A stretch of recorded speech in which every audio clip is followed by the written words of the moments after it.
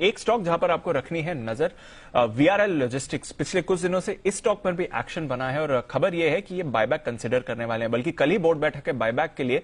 तो आपको जैसे हमारा ट्रेंड बन चुका है, हर बायबैक से पहले हमारी एक्सक्लूसिव रिसर्च होती है और हम आपको बताते हैं कि किन लेवल्स पर बायबैक आना संभव है। वरुण इस बार रिसर्च करके लाए हैं। वरुण बताएं क्या हो सकता है वीआरएल में।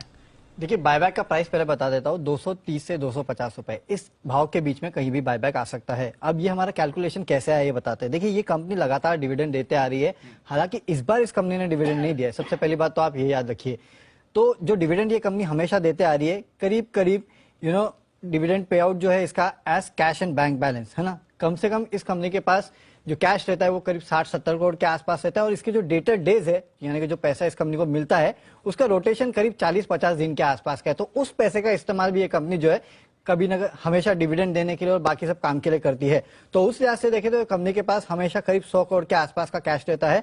और कंपनी ने इसके पहले जो डिविडेंड दिया है वो है करीब 36 करोड़, 40 करोड़, 60 करोड़ के आसपास का। तो उस लिहाज से अगर आप देखें तो मिड रेंज जो आती है वो आती है करीब 40% के आसपास का जो कैश है उसका डिविडेंड कम से कम कंपनी देते आई है।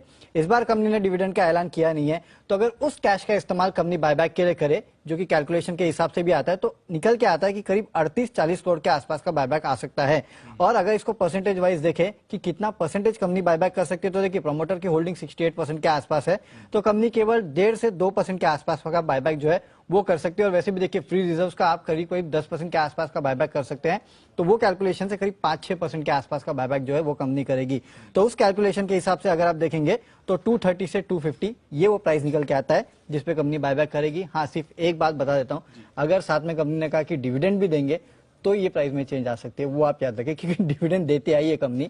वैसे इस बार कंपनी ने ऐलान किया नहीं है डिविडेंड का। तो बेसिकली आप ये कह रहे हो कि डिविडेंड की जगह बायबैक हो सकता है, डिविडेंड की जगह बायबैक ज्यादा, इसकी बायबैक उतना होगा जितना डिविडेंड दिया जाता है, अमाउंट उसके आसपास। हाँ, अमाउंट उसके आसपास होगा, क्योंकि हर कैलकुलेशन उसके इर्द गिर्द ही आता है। अच्छा, उसका और प्रीमियम किसका प्रीमियम? देखिए, जिस दिन से ऐलान किया था उससे अगर आप देखेंगे तो करीब 33-35% के आसपास का प्रीमियम है। 190 के आसपास था जब ऐलान किया था, 190 से 205 हो गया। हाँ, तो वहां से 205 हो गया है। यहाँ से अगर आप प्रीमियम देखेंगे तो ये 15% के आसपास की प्रीमियम निकल के आएगी। ओके, यानी कि आप गिन रहे हैं क्या प्राइस? हाँ, यहाँ से 20% की प्रीमियम और 190 से तो 225 के ऊपर का बायबैक गिन रहे हैं। 225, 230 से 250, 230 से 250 बड़ा होगा, ये तो प्रीमियम काफी बड़ी होगी। करंट लेवल से भी देखो 15 से 25%। तो उस हिसाब से प्रीमियम अच्छी हो सकती है, करेक्ट।